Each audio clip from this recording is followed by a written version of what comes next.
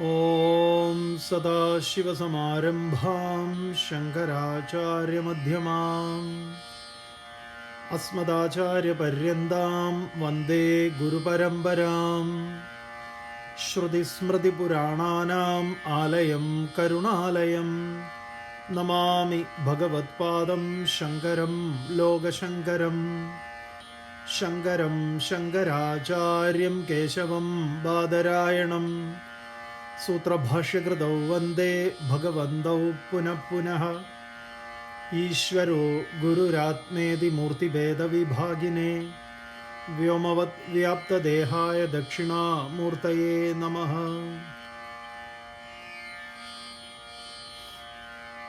ഹരി എല്ലാവർക്കും ഗീതാജ്ഞാന യജ്ഞത്തിലേക്ക് സ്വാഗതം. എല്ലാവരെയും സഹർഷം രണ്ടാം അധ്യായം സാംഖ്യയോഗത്തിലേക്ക് ജ്ഞാനയജ്ഞത്തിലേക്ക് സ്വാഗതം ചെയ്യുന്നു. ഇവിടുന്ന് ഭഗവത്ഗീത രണ്ടാം അധ്യായം സാംഖ്യയോഗം, അതിൻ്റെ ഒരു ഭഗവാന്റെ ഉപദേശം സാംഖ്യയോഗം എന്താണ് എന്നുള്ള, എന്തുകൊണ്ട് ഈ അധ്യായത്തിന് സാംഖ്യയോഗം എന്നുള്ളത് ഇതിൽ വരാൻ പോകുന്നു. അതുപോലെ കർമ്മത്തെ സംബന്ധിക്കുന്ന ഏറ്റവും സുപ്രധാനമായിട്ടുള്ള, കർമ്മത്തെ സംബന്ധിച്ച, ജ്ഞാനത്തെ സംബന്ധിച്ച എല്ലാറ്റിൻ്റെയും രത്ന ചുരുക്കം എന്ന് വേണമെങ്കിൽ പറയാവുന്നതാണ്. അപ്പോൾ അതാണ് ഇനി വരാൻ പോകുന്ന ശ്ലോകങ്ങളിൽ ഏറ്റവും പരമപ്രധാനമായിട്ടുള്ളത്. യുദ്ധത്തിൻ്റെ ഗതിയെ, യുദ്ധം എന്താണ് യുദ്ധം എന്നത് തികച്ചും നമ്മൾ പറയുന്ന ഒരു ബാഹ്യമായ യുദ്ധമല്ല, മറിച്ച് ഒരു പുതിയ ഒരു യുദ്ധഭൂമിയിലേക്ക് അർജുനൻ അവിചാരിതമായി എത്തിപ്പെട്ടു. അതിനെ ഭഗവാൻ വളരെ മനോഹരമായി മുന്നോട്ടേക്ക് കൊണ്ടുപോകുന്നു. ചിലപ്പോൾ നമ്മൾ അങ്ങനെയാണ്, അവിചാരിതമായിട്ടായിരിക്കാം ചിലപ്പോൾ ഒരു കാര്യത്തിലേക്ക് ഏർപ്പെടുന്നത്. അത് ചിലപ്പം സാർത്ഥകമായി തീരാറുണ്ട്. ഒരിക്കലും ഇതേപോലെ പണ്ട് ഈ ഒരാളുടെ പറമ്പിൽ കള്ളം കയറിയെന്ന.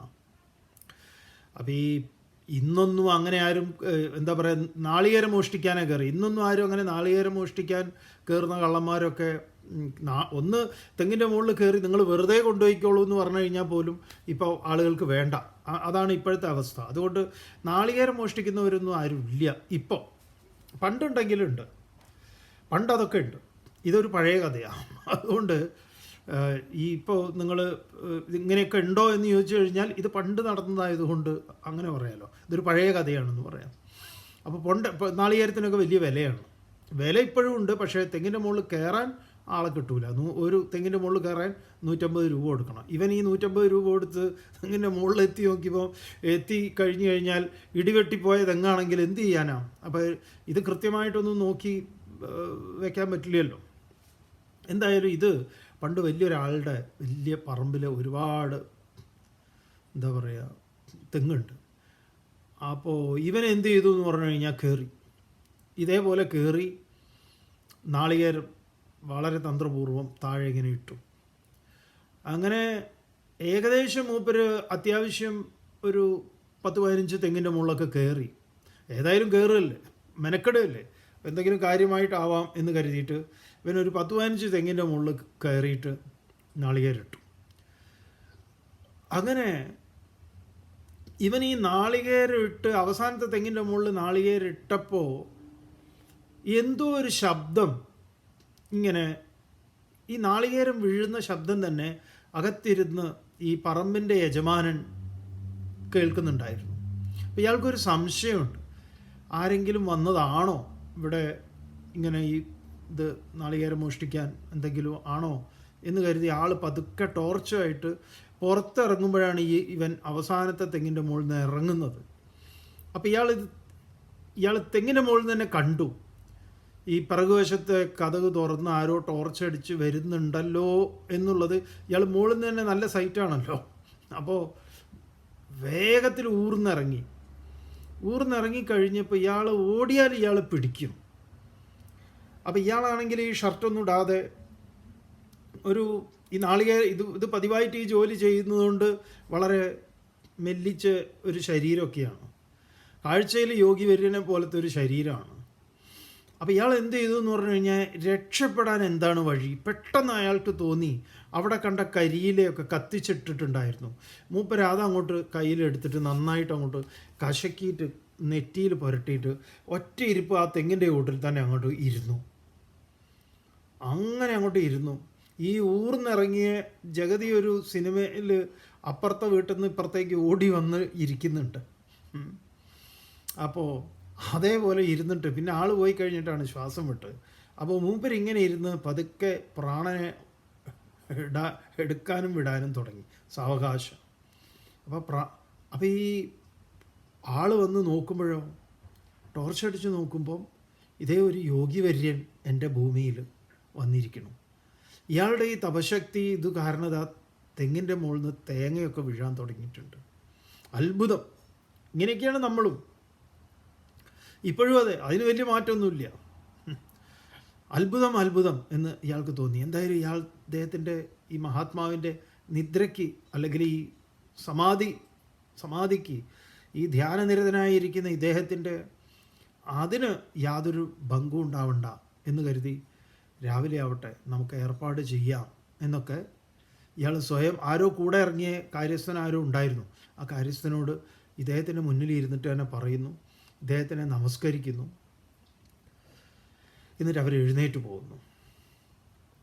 അപ്പോൾ ഈ കള്ളന് ഈ കുറഞ്ഞ സമയം ഈ ഊർന്നിറങ്ങിയപ്പോൾ ഇങ്ങനെ ഒരു പത്മാസനത്തിലൊക്കെ ഇരുന്ന് അങ്ങനെ പ്രാണനെയൊക്കെ ഉള്ളിലേക്ക് എടുത്ത് എന്തോ ഒരു സുഖം കിട്ടി. എന്തായാലും ഇപ്പോൾ പിടിക്കും എന്നുള്ള ഒരു മട്ടിലാണ് ഇരിക്കുന്നത്. ഭയപ്പാടുണ്ട്, പക്ഷേ ഭയപ്പാടൊക്കെ അങ്ങോട്ട് നീങ്ങി.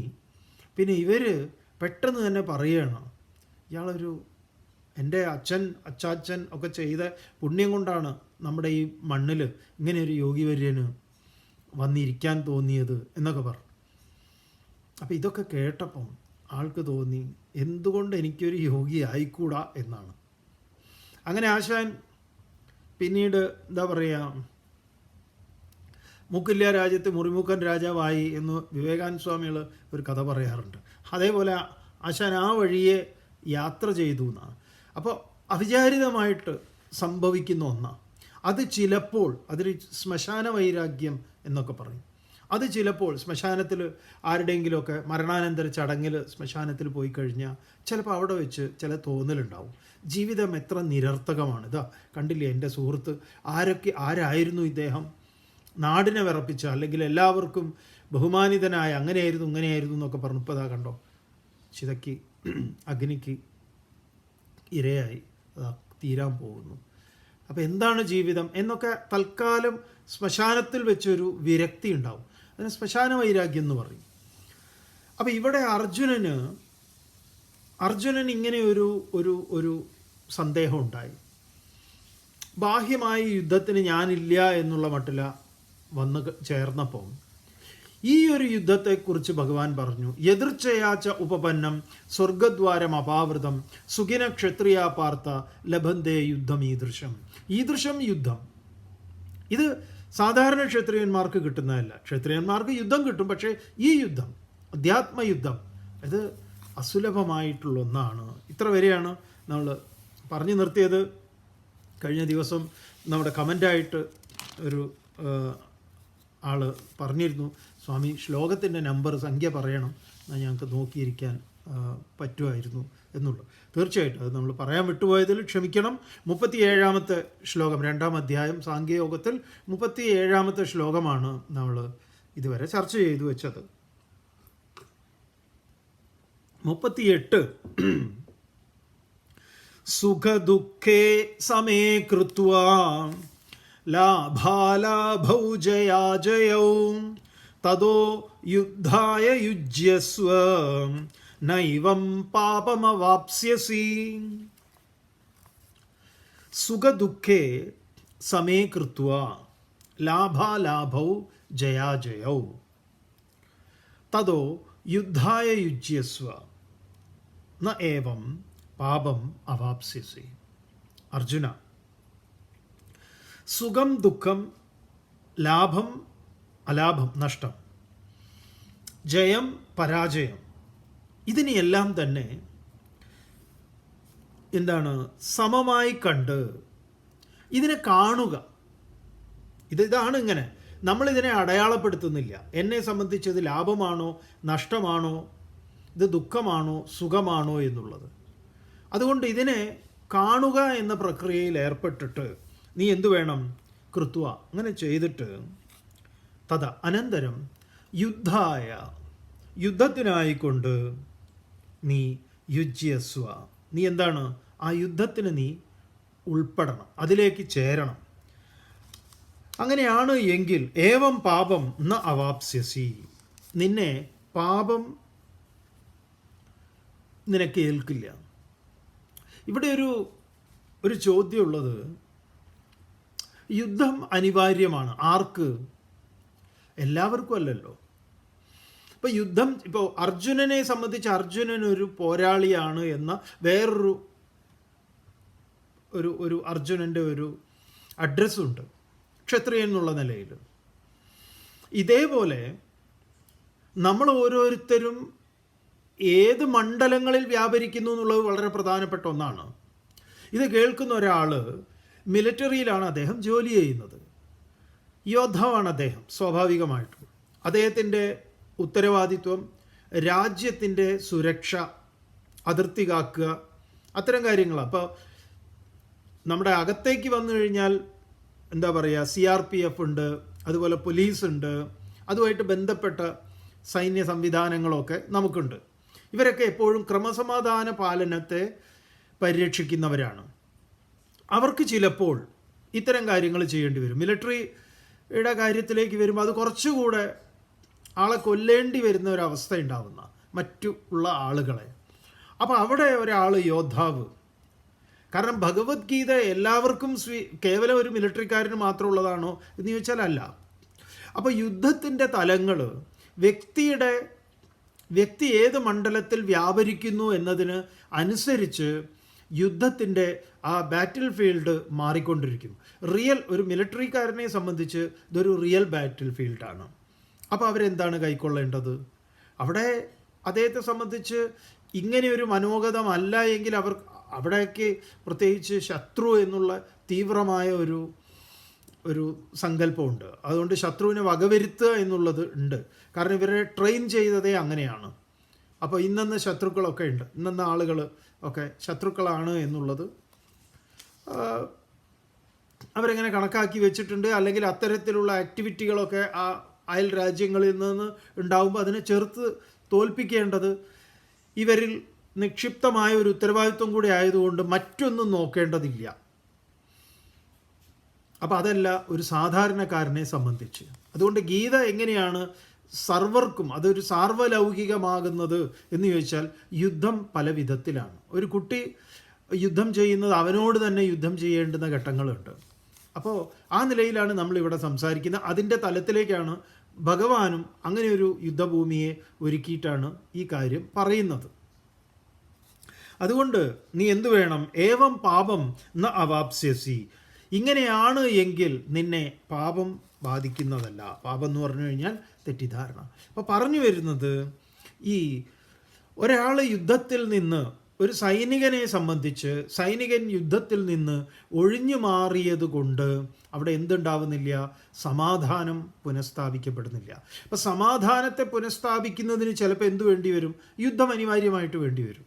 അപ്പോൾ UN രക്ഷാസേനയൊക്കെ UN സമാധാന സേനയുടെ കയ്യിൽ തന്നെ വലിയ അത്യാധുനിക യുദ്ധ ഉപകരണമായിട്ടാണ് അവർ മാർച്ച് ചെയ്യുന്നത്. സമാധാനത്തിൻ്റെ മാർച്ച് ഉണ്ടല്ലോ, പീസ് മാർച്ച്. ഈ പീസ് മാർച്ച് കണ്ടു കഴിഞ്ഞാൽ എന്താണ്? വിശുദ്ധ ഗ്രന്ഥങ്ങളും എടുത്തിട്ടാണോ പീസ് മാർച്ച് നടത്തുന്നത്? അല്ലല്ല, വലിയ ആയുധങ്ങൾ ഏന്തിയിട്ടാണ് അവർ പീസ് മാർച്ച് നടത്തുന്നത്. അപ്പോൾ ഈ സമാധാനം ഇതിൽ നിന്ന് പിന്തിരിയുന്നത് കൊണ്ടോ അല്ലെങ്കിൽ ഏതെങ്കിലും എളുപ്പമാർഗത്തിലൂടെയോ, നമ്മൾ പറയുമല്ലോ പിൻവാതിൽ നിയമനം എന്ന്, അതുപോലെ പിൻവാതിലിലൂടെയോ ഇത് സാധ്യമല്ല എന്ന് പറയും. ഈ സമാധാനിക്ക് വാസ്തവത്തിൽ സമാധാനത്തെ കാക്ഷിക്കുന്ന ഒരു സമാധാനിയെ സംബന്ധിച്ച് അതിനെ പൂർണ്ണമായിട്ട് അവരെ നിരാകരിക്കേണ്ടതായിട്ടും ഇല്ല. കാരണം എന്താ? ഇവിടെ ഇതിനെ സമഗ്രമായി വിലയിരുത്തുക എന്നുള്ളതാണ് ഏറ്റവും പ്രധാനമായിട്ടുള്ളത്. അല്ലാതെ വെറുതെ നമ്മൾ അവിടെ ഇവിടെ ഇരുന്ന് ഓരോന്ന് പറയല്ല. ഇവിടുന്ന് ഭഗവത്ഗീത അതിൻ്റെ ഈ പേര് സൂചിപ്പിച്ചതുപോലെ ഈ 2-ാം അധ്യായത്തിൻ്റെ പരമപ്രധാനമായിട്ടുള്ള ഭാഗത്തേക്ക് കടക്കുന്നു. 39-ാമത്തെ ശ്ലോകത്തിൽ ഏഷാ തേ വിഹിതാ സാഖ്യേ ബുദ്ധിയോഗേ ത്വിമാം ശൃണു ബുദ്ധ്യാ യുക്തോ യയാ പാർത്ഥ കർമ്മബന്ധം പ്രഹാസ്യസി.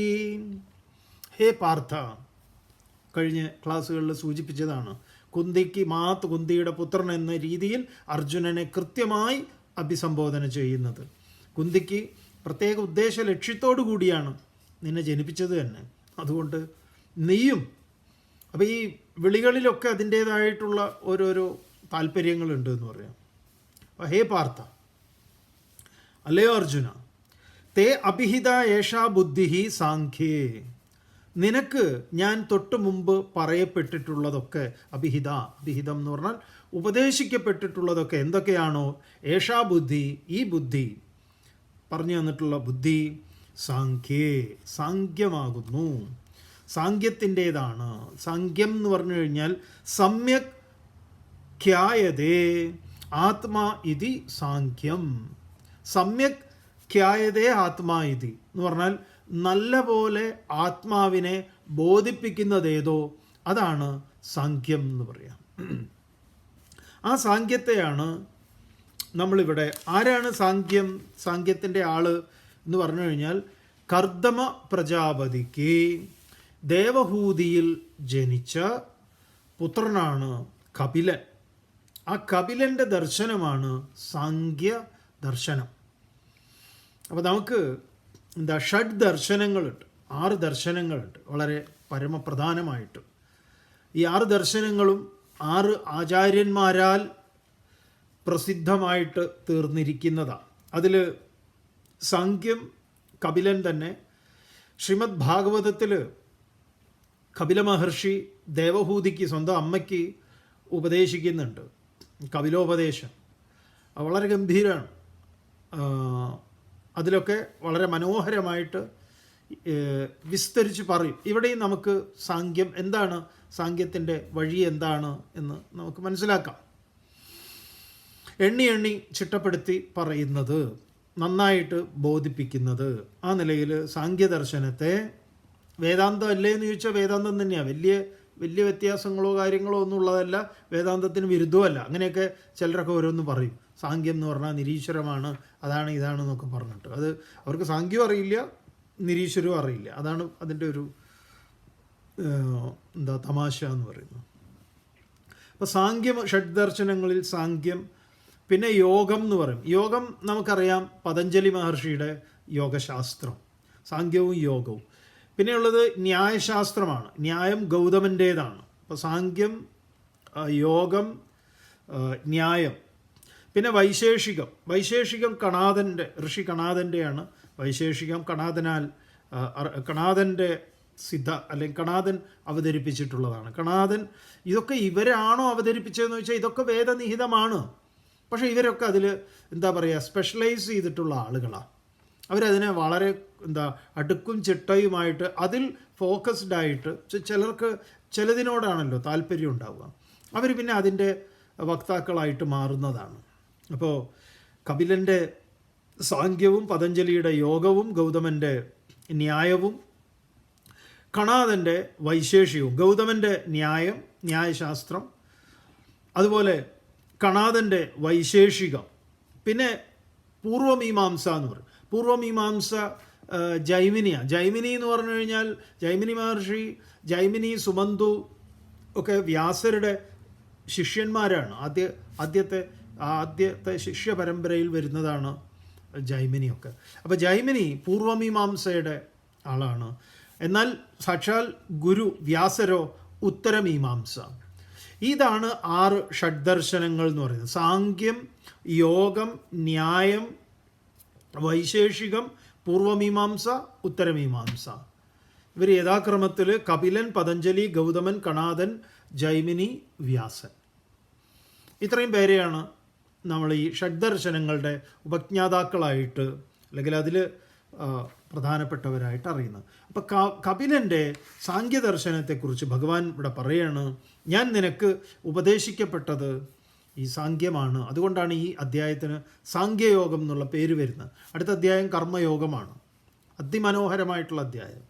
ഏതായാലും ഇത് സാങ്ക്യേ യയാ ബുദ്ധിയ, യാതൊരു ബുദ്ധി കൊണ്ട്, ഈ സാങ്ക്യയോഗം കൊണ്ട്, ബുദ്ധി കൊണ്ട്, യുക്ത കർമ്മബന്ധം പ്രഹാസ്യസി, ഇതിനോട് യുക്ത നീ ചേർന്നവനാകുന്നു എങ്കിൽ കർമ്മബന്ധം, കർമ്മത്തിലെ ബന്ധനം, കർമ്മത്തിൻ്റെ ലേപനം, പ്രഹാസ്യസി നീ അതിനെ നീ വിട്ടുകളയും, അതിൽ നിന്ന് നിനക്ക് മോചനം ഉണ്ടാവും.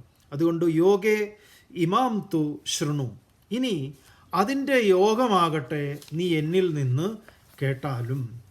ഒന്ന്, ഇതാണ് നമ്മൾ ആദ്യ ക്ലാസ്സിൽ ആരംഭത്തിൽ പറഞ്ഞത്, സാങ്ക്യം ച യോഗം ച, ഭഗവാന്റെ മകരകുണ്ടലേ എന്ന് പറയുമല്ലോ. അപ്പോൾ സാങ്ക്യം എന്ന് പറയുമ്പം അതിൻ്റെ വസ്തുനിഷ്ഠമായ പരമമായ ജ്ഞാനമാണ്. ഇപ്പോൾ സാങ്ക്യത്തിൽ നമുക്കൊരു ജ്ഞാനത്തെ, ഒരുപാട് കാര്യങ്ങൾ ഇവിടെ അവതരിപ്പിച്ചിട്ടുണ്ട്. ഒന്ന് പറയണു, അച്ഛേദ്യോയം അദാഹ്യോയം അക്ലേദ്യോ ശോഷ്യ ഏവച്ച നിത്യ സർവഗതസ്ഥാണുഹു അചലോയം സനാതന. സാങ്ക്യ ദർശനത്തിലെ വെളിപ്പെടുത്തലാണത്. എന്താണ്? ഇതിനെ യാതൊരു തരത്തിലുള്ള ഏതെങ്കിലും വിധത്തിൽ ആത്മാവിന് മുറിവേൽപ്പിക്കാനോ ഉണക്കാനോ വരട്ടാനോ അതായത് പഞ്ചമഹാഭൂതങ്ങളാൽ, ഇനി മനുഷ്യനിർമ്മിതങ്ങളായിട്ടുള്ള എന്തെങ്കിലും കൊണ്ട്, ഒരു ക്ലസ്റ്റർ ബോംബ് കൊണ്ടോ ആറ്റം ബോംബ് കൊണ്ടോ ആയുധങ്ങളെ കൊണ്ടോ ഉന്മൂലനം ചെയ്യാൻ സാധ്യമല്ല ആത്മാവ്. ശരീരം വേറെ, അത് അനുനിമിഷം നശിച്ചുകൊണ്ടിരിക്കണതാണ്, അതിനിപ്പോൾ പ്രത്യേകിച്ച് വേറെ ഒന്നുമില്ല. അപ്പോൾ അതൊരു ദേഹം, അത് രണ്ടാണ്. ഇതൊക്കെ വളരെ വിസ്തരിച്ച് പറയുന്ന ആ ജ്ഞാന ശാഖയെ, ജ്ഞാനപ്രധാനമായിട്ടുള്ളതിനെയാണ് നമ്മൾ സാങ്ക്യം പറയാം. യോഗം പറയുമ്പോൾ അതിൻ്റെ പ്രാക്ടിക്കൽ സൈഡാണ്, അതിൻ്റെ തിയറിയാണ്. അവിടെയാണ് നമ്മൾ യമം, നിയമം, ആസനം, പ്രാണായാമം, പ്രത്യാഹാരം, ധ്യാനം, ധാരണ, സമാധി എന്ന് പറയുന്നത് യോഗത്തിൽ വരുമ്പോൾ അഷ്ടാംഗ യോഗങ്ങളായിട്ട് നമ്മളതിനെ പറയും. ഇരിക്കട്ടെ. അപ്പോൾ ഇത് ഞാൻ നിനക്ക് ഉപദേശിച്ചു തരാം. എങ്ങനെയാണോ ജ്ഞാനം, ആ ജ്ഞാനത്തെ പ്രവൃത്തി പദത്തിലേക്ക്, അതിൻ്റെ പ്രാക്ടിക്കൽ സൈഡ്, തിയറിയും അതിൻ്റെ പ്രാക്ടിക്കലും, ഇത് രണ്ടും നിനക്ക് ഞാൻ പറഞ്ഞു തരാം എന്ന് പറയാം. തുടർന്ന് പറയണു 40-ാമത്തെ ശ്ലോകത്തിൽ, നേഹാഭിക്രമനാശോസ്തി പ്രത്യവായോ ന വിദ്യതേ സ്വൽപമപ്യസ്യ ധർമ്മസ്യ ത്രായതേ മഹദോ ഭയാത്. ഇതൊരു ഗ്യാരണ്ടിയാണ്, കൃഷ്ണൻ നമ്മുടെ മുന്നിലേക്ക് വെക്കുന്ന ഗ്യാരണ്ടിയാണ്. എന്ത്? സ്വൽപമപ്യസ്യ ധർമ്മസ്യ ത്രായതേ മഹദോ ഭയാത്. അസ്യ ധർമ്മസ്യ സ്വൽപമപി ത്രായതേ മഹദോ ഭയാത്. ഇതിൻ്റെ ഒരല്പമെങ്കിലും നീ ഉൾക്കൊള്ളുന്നുവെങ്കിൽ ഏറ്റവും വലിയ ഭയത്തിൽ നിന്ന് നിനക്ക് മോചനമാണ്. വലിയ ഭയം എന്ന് പറഞ്ഞാൽ നമ്മളെ സംബന്ധിച്ച് മൃത്യുഭയം തന്നെയാണ്. അതിൽ നിന്ന് മോചനം, മറ്റു ഭയങ്ങളിൽ നിന്നൊക്കെ ഉള്ള മോചനമാണ് ഇതിൻ്റെ സ്വൽപ്പം കിട്ടുക എന്നുള്ളത്. സ്വൽപ്പം, ഈ നമ്മൾ പറയുമല്ലോ മുറിവൈദ്യൻ എന്നൊക്കെ നമ്മൾ പറയാറില്ലേ, അല്പസ്വല്പം കൊണ്ടാണ് നമ്മൾ രക്ഷപ്പെട്ടു പോണത്. പ്രത്യേകിച്ച് മലയാളികളെക്കുറിച്ച് പറയും നമ്മൾ എവിടെ പോകാനും നമ്മൾ റെഡിയാണ്. ഏത് ഉഗാണ്ടയിലേക്കും ഭയങ്കര കോൺഫിഡൻസാണ് മലയാളിക്ക്. ഭാഷയൊക്കെ അറിയോ, അതൊക്കെ ഇപ്പോൾ അവിടെ പോയാൽ നമുക്ക് പഠിച്ചൂടെ, അതിനിപ്പോൾ എന്തത്ര ബുദ്ധിമുട്ട്. മലയാളി ഭാഷ പഠിക്കാനും മിടുക്കനാണ്. ഏത് ഭാഷയും നമ്മൾ പോയി കഴിഞ്ഞാൽ പെട്ടെന്ന് തന്നെ പഠിച്ചെടുക്കും. അങ്ങനെയൊക്കെയുള്ള ഗുണമുണ്ട്. നമുക്ക് ഈ സ്വൽപ്പമപ്യസ്യ ധർമ്മസ്യ ത്രായതേ മഹദോ ഭയാത് എന്ന് പറയുമ്പോൾ, ഈ അല്പസ്വല്പമുള്ള ഹിന്ദി ഒക്കെ വളരെ പണ്ട് കാലത്ത്, ഇന്നത്തെ പോലെ ഇന്ന് ഹിന്ദി നാട്ടിൽ ഒരുപാട് പ്രചാരത്തിൽ വന്നു. കാരണം എന്താണെന്ന് പറഞ്ഞാൽ ഈ അയൽ സംസ്ഥാന തൊഴിലാളികളൊക്കെ വന്ന് വീട്ടിലും പണിയെടുക്കും, എല്ലായിടത്തൊക്കെ പണിയെടുക്കുമ്പോൾ അവരോട് പറയാൻ വേണ്ടിയൊക്കെ ഹിന്ദി നമ്മൾ പഠിച്ചു വെച്ചിട്ടുണ്ട്. അവരാണെങ്കിൽ ഇപ്പം നന്നായിട്ട് മലയാളം പറയാനും തുടങ്ങിയിട്ടുണ്ട്. അപ്പോൾ അവരുടെ മലയാളമൊക്കെ നമ്മളിപ്പോൾ ഉപയോഗിക്കാൻ തുടങ്ങിയിട്ടുണ്ട്. സേട്ട എന്നൊക്കെ ഉള്ളത് അവർ പറയുന്ന അവരുടെ ഭാഷയാണ്. അല്ല സേട്ട, അങ്ങനെ വേണ്ട സേട്ട എന്നൊക്കെ പറയുന്നത് അവരാണ്. അപ്പോൾ ഇതേപോലെ അല്ലറ ഇല്ലറ ചെറിയ അല്പസ്വല്പ ഹിന്ദി മാത്രമായിട്ട് ഒരാൾ ഇതേപോലെ നാട്ടിൽ നിന്ന് ബോംബെയിലേക്ക് പോയി. അപ്പോൾ മൂപ്പർക്ക് ബോംബെ പോയപ്പം ഇതേപോലെ അവിടെ മൊത്തം ഹിന്ദിയാണല്ലോ. അപ്പോൾ ഹിന്ദിയിലെങ്ങനെ ഒരു കാര്യം പറഞ്ഞ് ഫലിപ്പിക്കും എന്നുള്ളതിന് ആൾ ഇങ്ങനെ, പിന്നെ കോൺഫിഡൻസ് ഉണ്ട്, നല്ല കോൺഫിഡൻസിൽ പോയതാണ്. അപ്പോൾ അവിടെ എത്തി പറഞ്ഞ പോലെ ഒരാഴ്ചയൊക്കെ ആയപ്പോൾ ആൾക്ക് അത്യാവശ്യമൊക്കെ ഒരു ഇത് വന്നു, പുറത്തൊക്കെ ഒന്ന് ഇറങ്ങാൻ. അങ്ങനെ സ്വന്തം നിലയ്ക്കൊന്ന് പുറത്തിറങ്ങിയിട്ട് വിശപ്പുമുണ്ട്. അപ്പോൾ നാട്ടിൽ നിന്ന് കിട്ടിയ കുറച്ച് ഓരോരുത്തർക്ക് കൊടുത്ത് അല്ലറ ഇല്ലറ കാശൊക്കെ ഉണ്ട്, വിശന്നിട്ടും വയ്യ. അപ്പോൾ ഹോട്ടലിൽ കയറിയിട്ട് ഭക്ഷണം കഴിക്കണം. കയറി അവിടെ ചെന്നിരുന്നപ്പം തന്നെ വെയിറ്റർ ക്യാ ചായേ സാബ് ബോലിയേ എന്നൊക്കെ പറഞ്ഞു. അപ്പോൾ അവന് ഒറ്റയടിക്ക് എന്തൊക്കെയാണ് ഇയാൾ പറഞ്ഞാൽ എന്താ വേണ്ടത് എന്താണ് എന്നൊക്കെയാണെന്ന് മൂപ്പർക്ക് മനസ്സിലായി. അപ്പോൾ മൂപ്പര് പറഞ്ഞു, ആദ്യം തന്നെ മൂപ്പര് പറഞ്ഞു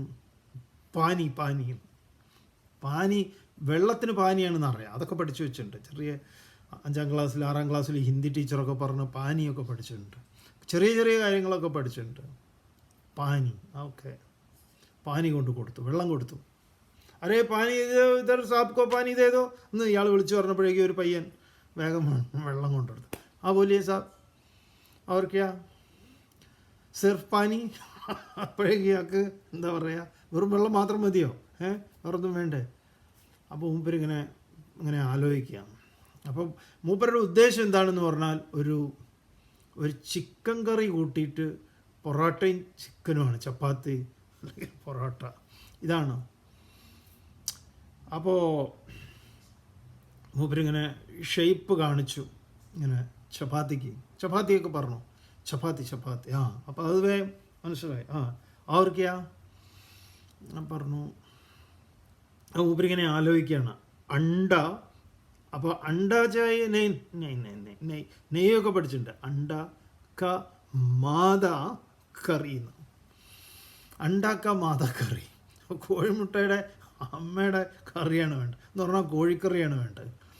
അപ്പോൾ ഈ വെയിറ്റർക്ക് പെട്ടെന്ന് മനസ്സിലായി ചിക്കൻ കറിയാണെന്ന്. അപ്പോൾ ആൾ ചിക്കൻ കറി കൊണ്ട് കൊടുത്തു, ഭക്ഷണമൊക്കെ കഴിച്ചു. പുറത്തിറങ്ങിയപ്പോഴേക്കും ഭാഷ പഠിച്ച് ഇവർക്ക് കോൺഫിഡൻസ് കൂടി എന്ന് പറയാം. അപ്പോൾ ഒരു അണ്ട മാത ഇത്രയൊക്കെ മതി, സ്വല്പമപി കാര്യങ്ങളൊക്കെ നടക്കും എന്ന് പറയാം.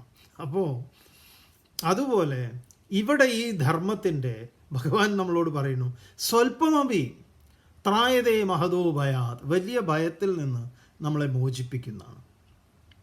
പറയുന്നു നമ്മുടെ മുന്നോട്ടേക്ക് വയ്ക്കുന്നത്, നേഹാഭിക്രമനാശോസ്തി പ്രത്യവായോ ന വിദ്യതേ സ്വല്പമപ്യസ്യ ധർമ്മസ്യ ത്രായതേ മഹതോ ഭയാത്.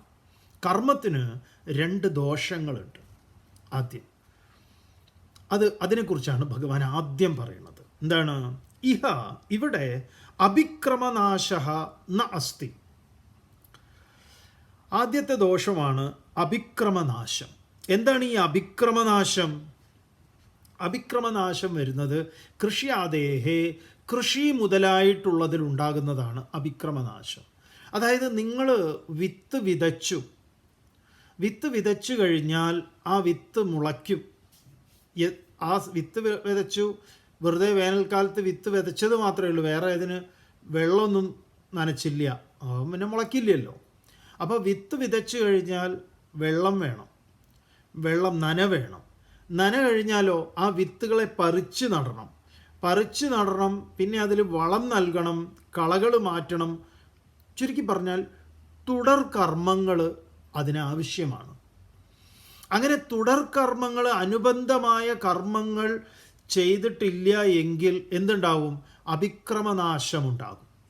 എന്ന് പറഞ്ഞു കഴിഞ്ഞാൽ അതിൻ്റെ കർമ്മത്തിൻ്റെ പൂർത്തീകരണത്തിൽ എത്താതെ അതിന് നഷ്ടം സംഭവിക്കും. അങ്ങനെ നഷ്ടം സംഭവിക്കുന്നതിനെയാണ് അഭിക്രമനാശം എന്ന് പറയുന്നത്. അർജുന, അങ്ങനെയൊരു അഭിക്രമനാശം ഈ വിഷയത്തിൽ ഇല്ല. അതാണ് ഒന്നാമത്തത്. അഭിക്രമനാശ ന അസ്തി. രണ്ടാമത്തത് എന്താണെന്ന് പറഞ്ഞു കഴിഞ്ഞാൽ പ്രത്യവായ എന്നാണ്. പ്രത്യവായം എന്ന് പറഞ്ഞാൽ പ്രത്യവായ ദോഷം എന്ന് പറഞ്ഞാൽ വിപരീത ഫലമാണ്. അതും ഇവിടെ ന വിദ്യത എന്നാണ് പറഞ്ഞത്. എന്താ ഈ വിപരീത ഫലം എന്ന് പറയുന്നത്? അതായത് ഒരാൾക്ക് ഒരസുഖം വന്നു, പാമ്പ് കടിച്ചു. പാമ്പ് കടിച്ച് അസുഖം വരലാണോ എന്ന് ചോദിച്ചാൽ അല്ല, ഒരു അത്യാഹിതം വന്നതാണ്. അപ്പോൾ ഈ പാമ്പ് കടിച്ച ആളെ ഉടനെ കൊണ്ടുപോയി ആശുപത്രിയിൽ കൊണ്ടുപോയി.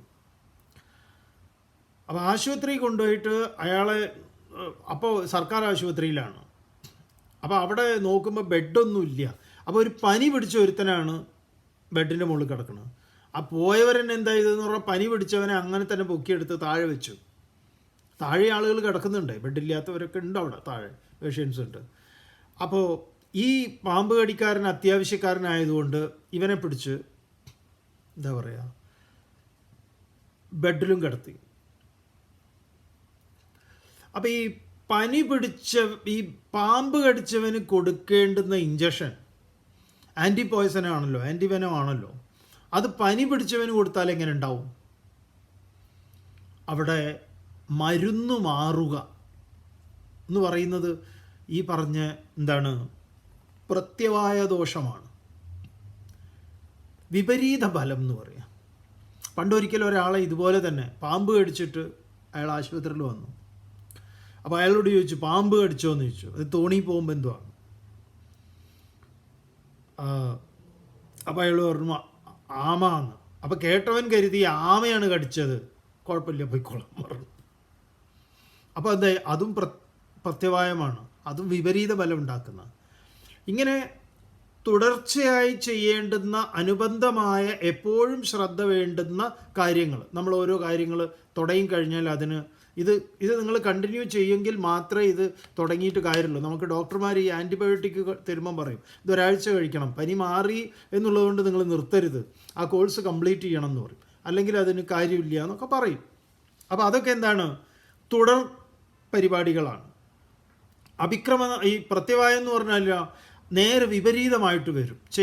മരുന്ന് കൊടുക്കണം, പക്ഷേ കൊടുത്ത മരുന്ന് എന്താണ്, വിപരീതമായിട്ടുള്ള മരുന്നാണ്. അപ്പോൾ എന്താവും, ഫലം വിപരീതമാണ്.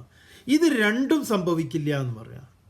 ഇത് തുടങ്ങി വെച്ച് കഴിഞ്ഞാൽ ഈ ഒരു മാർഗത്തിന് അതാണ് അതിൻ്റെ ഒരു സൗന്ദര്യം എന്ന് പറയാം. അതുകൊണ്ട് കുറച്ചുമെങ്കിലും കിട്ടിയിട്ടുള്ളൂ. അതുകൊണ്ടാണല്ലോ പറയുക, ഈ പറഞ്ഞതുപോലെ ഈ പറമ്പിൽ കയറി നാളികേരം ഇട്ട് അവിടുന്ന് ഒരു നേരെ ഇരുന്നൊന്ന് ശ്വാസം ഉള്ളിലേക്ക് എടുത്തപ്പോൾ എവിടെയോ ഒരു സ്പാർക്ക് ഉണ്ടായി. പിന്നെ അതിൽ നിന്ന് അങ്ങോട്ട് മുന്നോട്ട് പോവുകയായി. അത് കിടക്കും അവിടെ. അപ്പോൾ ഇതൊക്കെ കേൾക്കുന്നതും ഇതൊക്കെ നമുക്ക് ഗുണം ചെയ്യും.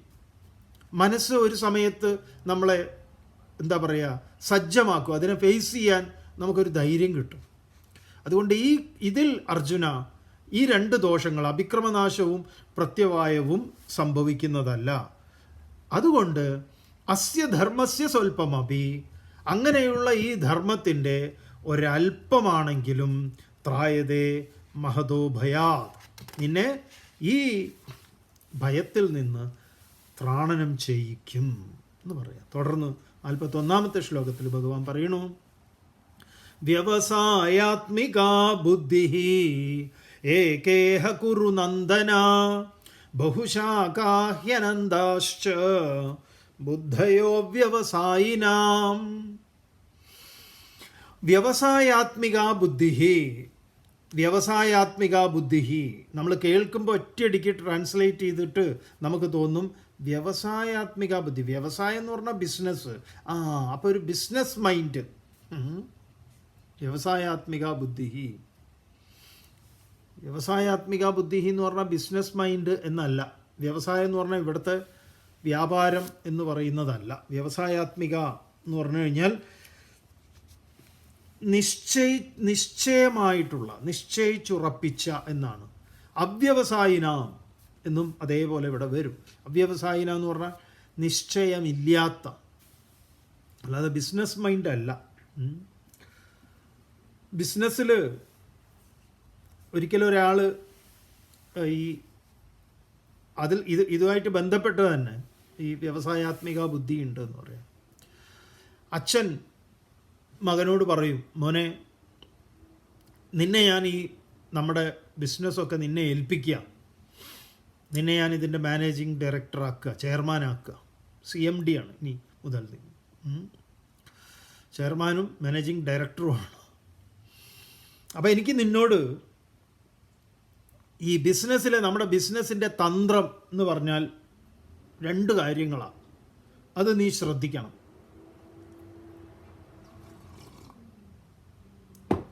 ബിസിനസ്സിന് വേണ്ടത് 2 തന്ത്രങ്ങൾ. എന്താണത്? ഒന്ന് അറിവാണ്, ഈ ബിസിനസ്സിനെ കുറിച്ചുള്ള അറിവ്. അവൻ പറഞ്ഞു ഓക്കെ. രണ്ടാമത്തതോ സത്യസന്ധതയാണ്. അത് വളരെ പ്രധാനമാണ്.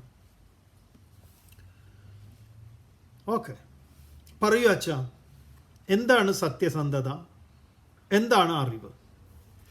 കാരണം ഈ അച്ഛൻ എന്തെങ്കിലും ഇതിൽ പ്രത്യേകമായിട്ട് എന്തെങ്കിലും കാണുന്നുണ്ടോ എന്നുള്ളത് മകൻ അറിയില്ലല്ലോ.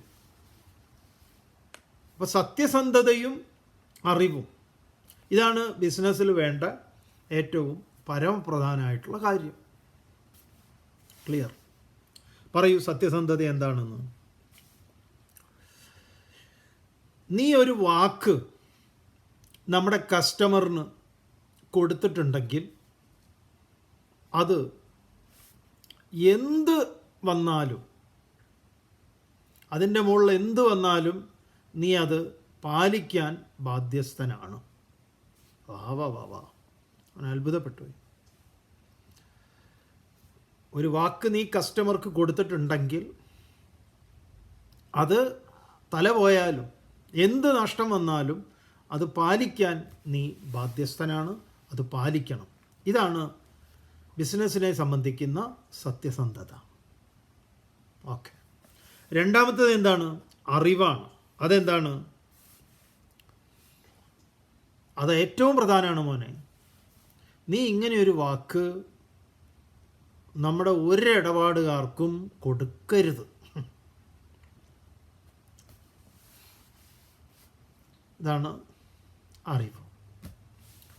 കൊടുത്താലത് നീ നിറവേറ്റണം. അതുകൊണ്ട് നീ എന്ത് ചെയ്യരുത്? കൊടുക്കരുത്, ഒരിക്കലും കൊടുക്കരുത്. സിമ്പിൾ സീക്രട്ടാണ്, ബിസിനസ് സീക്രട്ടാണ്, സിമ്പിൾ സീക്രട്ടാണ്. ഏതായാലും ഇവിടെ വ്യവസായാത്മിക ബുദ്ധി എന്ന് പറഞ്ഞാൽ അതല്ല. ഹേ കുരുനന്ദന, അല്ലയോ അർജുന, ഇവിടെ വ്യവസായാത്മിക ബുദ്ധി,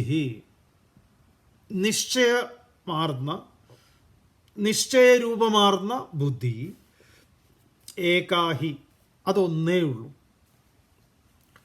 അവ്യവസായിനാം, നിശ്ചയമില്ലാത്തവരുടെ ബുദ്ധയ, അവരുടെ ബുദ്ധികൾ, ബഹുശാഖ, അത് അനന്തമാണ്. അവരിങ്ങനെ പല പല ഐഡിയാസ് പറഞ്ഞുകൊണ്ടിരിക്കും.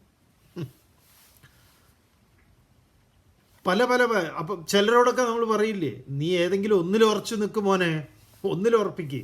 ഇതിങ്ങനെ പലത്, ഓരോ സമയത്ത് ഓരോരോ ഐഡിയ ആണ്. ബുദ്ധയ ബഹുശാഖ അനന്താച്ച ഭവതി, അവർ അനേകങ്ങളായിട്ട് തീരുന്നു. തുടർന്ന് ഗീത 2-ാം അധ്യായത്തിലെ അതിമനോഹരമായിട്ടുള്ള ഒരു ശ്ലോകം ഭഗവാൻ, 2 ശ്ലോകങ്ങൾ 42-ഉം 43-ഉം 44-ഉം ഒരുമിച്ചാണ് ഇത് ഇരിക്കുന്നത്. മനോഹരമാണ്.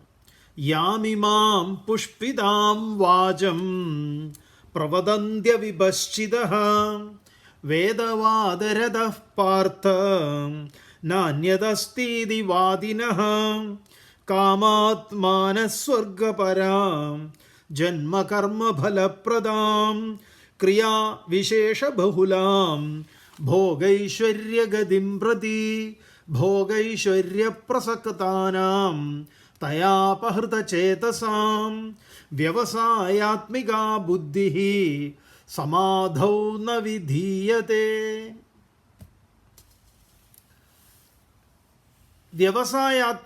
വ്യവസായാത്മികാ ബുദ്ധിഃ സമാധൗ ന വിധീയതേ. എന്താണ്? ഹേ പാർത്ഥ, വീണ്ടും അർജുന, വേദവാദരഥന്മാർ, എന്താണ്?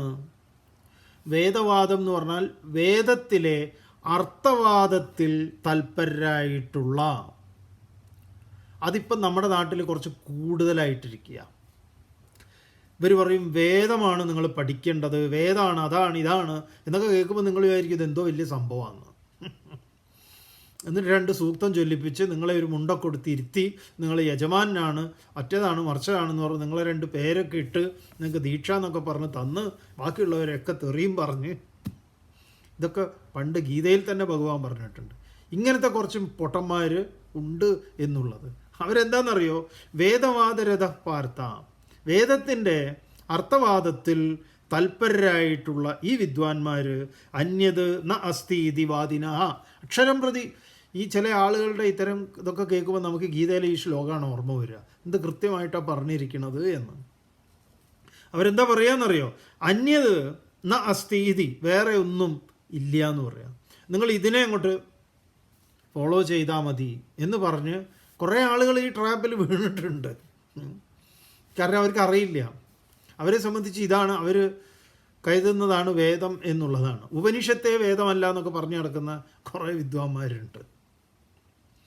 അങ്ങനെയുള്ള ഈ വേദവാദരഥന്മാർ അതിലെ ചില കർമ്മങ്ങൾ, ക്രിയകൾ, അതിൽ ഈ ഹോമം അത് ഇത് എന്നൊക്കെ പറഞ്ഞ് ഇങ്ങനെ ഇതിനെയൊക്കെ നിശിതമായി വിമർശിക്കുന്നത് നാരദൻ പ്രാചീന ബർഹിഷ്യസ് എന്ന് പറഞ്ഞിട്ട് എവിടെ കണ്ടാലും ഈ കിഴക്കോട്ട് മറ്റേ ദർഭ വിരിച്ച് ഹോമം ചെയ്യുന്ന ഒരു വിദ്വാനുണ്ട്. ഇവൻ കൊന്നുകൂട്ടിയ പശുക്കളുടെ കണക്കില്ല, എണ്ണിയാൽ ഒടുങ്ങാത്തതാണ്. ഈ പശുക്കളെയൊക്കെ കൊന്ന് ഇതിൻ്റെയൊക്കെ പാപത്തെക്കുറിച്ച്, ഈ പശുക്കളെ കൊന്നാലുള്ള കർമ്മത്തിനെക്കുറിച്ച് നാരദൻ കാണിച്ചു കൊടുക്കും. അപ്പോൾ നീ ഇങ്ങനെ ഹോമപ്പുക കൊണ്ട് ഈ പരുവത്തിലായല്ലടോ പ്രാചീന ബർഹിഷ്യസേ, ഇതിന്ന് നിനക്കൊരു മോചനമൊക്കെ വേണ്ടേ? അപ്പോൾ പെട്ടെന്നൊരു വെളിപാട് കിട്ടിയിട്ട് മഹർഷിയോട് ചോദിക്കും, മഹർഷിയെ ഞാൻ എന്താണ് ചെയ്യേണ്ടത്? അപ്പോൾ അവനൊരു ഇത് കാണിച്ചു കൊടുക്കും. അപ്പോൾ കാണിച്ചു കൊടുക്കുമ്പോൾ എന്താണെന്ന് പറഞ്ഞാൽ ഈ പശുക്കളും മൂരിക്കുട്ടന്മാരും ഇവന്മാരും ഒക്കെ ഇങ്ങനെ കൃത്യമായിട്ട് നിൽക്കുക, ഇവൻ ഇങ്ങോട്ട് വരാൻ കിട്ടാൻ വേണ്ടിയിട്ട് ഇവനെ കുത്തി മലർത്താൻ കണക്കായിട്ട് ഇവന്മാർ കൊമ്പൊക്കെ ഇങ്ങനെ റെഡിയാക്കി. കാരണം ഒക്കെ ഇവൻ കൊന്നതാണ്, ഹോമിച്ചതാണ്. അങ്ങനെ ഇയാൾക്ക് പേടിയായി ഇതൊക്കെ കണ്ടോ. അങ്ങനെ ഇയാൾക്കൊരു കഥ പറഞ്ഞു കൊടുക്കും, പുരഞ്ജനൻ്റെ കഥ, പുരഞ്ജനൻ്റെയും പുരഞ്ജനിയുടെയും കഥ. മനോഹരമാണ്. പുരഞ്ജനോപാഖ്യാനം എന്ന് പറയും. ആ പുരഞ്ജനോപാഖ്യാനത്തിന് ആമുഖമായിട്ട് പറയുന്നത് ഈ ഒരു ഇതാണ്. അപ്പോൾ അവിടെ ഈ വേദവാദരഥനാണ് ഈ പറഞ്ഞ പോലെ പ്രാചീന ബർഹിഷ്യസ്. ഇത്തരം പ്രാചീന ബർഹിഷ്യസുകളെയൊക്കെ തന്നെ ഇതിൽ തൽപരരായിട്ടുള്ള ഇത്തരം ഇതിൻ്റെ ഈ കോമാളിത്തരങ്ങൾ കാണിക്കുന്നവരെ പാടെ വിമർശിക്കുന്നുണ്ട് വേദാന്ത ശാസ്ത്രം. ഭഗവത്ഗീത പോലും അങ്ങനെയാണ്. അതിനെ അതൊക്കെ നിരുത്സാഹപ്പെടുത്തുന്ന അങ്ങനെയുള്ള നിരുത്സാഹപ്പെടുത്തലാണ് ഈ എന്താ പറയുക, ശംഭൂകൻ്റെ തലകീഴായി കെട്ടിത്തൂങ്ങിയിട്ടുള്ള തപസ്. ശംഭൂകനേക്കാൾ കഷ്ടമായിട്ടുള്ള കാര്യങ്ങളൊക്കെ ഇപ്പോൾ ചെയ്യുന്ന വിദ്വാന്മാരുണ്ട് നാട്ടിൽ. എന്തായാലും അവർ പറയുന്നു അന്യത് ന അസ്തി ഇതി. നിങ്ങൾ അവരുമായിട്ട് സംസാരിക്കുമ്പോൾ ഗീതയെക്കുറിച്ചോ ഉപനിഷത്തിനെക്കുറിച്ചോ പറഞ്ഞു കഴിഞ്ഞാൽ അവരിതാണ് പറയുക. അപ്പോൾ നിങ്ങൾക്ക് ഈ ശ്ലോകം ഓർത്ത് വയ്ക്കാവുന്നതാണ്. അവരെന്തു പറയും? വേദവാദരഥാഹ അന്യത് ന അസ്തി ഇതി വാദിനഹ. അങ്ങനെ വാദിക്കുന്നവരാണ് അവർ. അതുകൊണ്ട് കാമാത്മാനഹ സ്വർഗപരാഹ, അവരൊരുപാട് ആഗ്രഹങ്ങൾ നിറഞ്ഞവരാണ്, ആശയമുള്ളവരാണ്. അവർ നമ്മുടെ മുന്നിലേക്ക് വെക്കുന്നത് തന്നെ നിങ്ങളുടെ ഈ ആഗ്രഹങ്ങളൊക്കെ പൂർത്തീകരിക്കാൻ ഇതൊക്കെ ചെയ്താൽ മതി എന്ന് പറഞ്ഞ് പാവം കുട്ടികളെയൊക്കെ കൊണ്ടുപോയി ഇരുത്തിയിട്ട്, ഇപ്പം കണ്ടില്ലേ ഇന്ന് ഒരു ന്യൂസിൽ വായിക്കണ്ടായി, ഒരുത്തൻ കുട്ടി ജനിക്കാൻ വേണ്ടി കോഴിയെ വിഴുങ്ങുക. ഇതൊക്കെ ഈ ഗണത്തിൽപ്പെട്ട വിദ്വാന്മാരാണ്. ഒന്ന് ആലോചിച്ച് നോക്കണേ. കോഴിക്കുട്ടിയെ വിഴുങ്ങിയപ്പോൾ എന്ത് സംഭവിച്ചു? കോഴിക്കുട്ടി തൊണ്ടയിൽ കുടുങ്ങി, ഇവൻ്റെ കാറ്റേ പോയി. ഇങ്ങനെ ഓരോരോ കാര്യങ്ങൾ ചെയ്തിട്ട് നമ്മുടെ നാട്ടിൽ ഈ കോവിഡ് വന്നപ്പോൾ ഉണ്ടായിരുന്നു ഓരോ വിദ്വാന്മാർ കാഞ്ഞിരമുട്ടി ഹോമിച്ച് കോവിഡിനെ തുരത്തി ഓടിക്കുക. എന്തൊക്കെയെന്നറിയോ? ഇതിനെ എല്ലാറ്റിനെയും ഈ ഗണത്തിൽ പെടുത്താം. ഇവരൊക്കെ കാമാത്മാനഹ, ആഗ്രഹങ്ങളോട് കൂടിയിട്ടുള്ള, സ്വർഗപരാഹ. ഇനി സ്വർഗമാണ് ഇവരുടെയൊക്കെ റിക്രൂട്ട്മെൻറ്റ്, എന്താ പറയുക, സ്വർഗത്തിലേക്ക് ആളുകളെ റിക്രൂട്ട് ചെയ്യുന്ന വിദ്വാന്മാരാണ് ഇവരുണ്ട്. ഓരോരോ എല്ലാ മതങ്ങളിലും ഈ ഏടാകൂടം, തട്ടിപ്പ്, വെട്ടിപ്പ്, ഉടായ്പുണ്ട്, ഓരോന്നുണ്ട്. ഇപ്പോൾ ഓരോന്നും പേരെടുത്ത് പറഞ്ഞു കഴിഞ്ഞാൽ പിന്നെ അത് മതി. അതുകൊണ്ട് നമ്മൾ പേരൊന്നും പറയുന്നു, നിങ്ങൾക്ക് തന്നെ അറിയാം ഏതൊക്കെ ഉണ്ടെന്ന്. സ്വർഗപരാഹ, സ്വർഗത്തിലേക്ക് ഇവർ ആളെ കയറ്റുന്ന ആൾക്കാരാണ്. സ്വർഗം തന്നെ മുഖ്യമായിട്ടുള്ള ലക്ഷ്യം ആയിട്ട് എന്താ, അവിപശ്ചിത. അവിപശ്ചിതൻ എന്ന് പറഞ്ഞു കഴിഞ്ഞാൽ മൂഢബുദ്ധികൾ. ഈ മൂഢബുദ്ധികൾ ഭോഗൈശ്വര്യഗതിം പ്രതി, ഈ ഭോഗൈശ്വര്യപ്രാപ്തിയെ ഉദ്ദേശിച്ച് ക്രിയാവിശേഷ ബഹുലാം, അനേകം കർമ്മങ്ങൾ, ഈ കോഴിക്കുട്ടിയെ വിഴുങ്ങുന്നത് തുടങ്ങിയിട്ട് എന്തെന്തെന്നറിയോ, തല കൊണ്ടുപോയി കാണിച്ചു കൊടുക്കുക, അതിൽ തലയിൽ നാളികേരം ഉടയ്ക്കുക, പിന്നെ വലിയ വടി കൊണ്ട് നടുപ്പുറത്തടിക്കുക, പുറത്ത് ചവിട്ടുക, എന്തൊക്കെയാ പറയുന്നത്.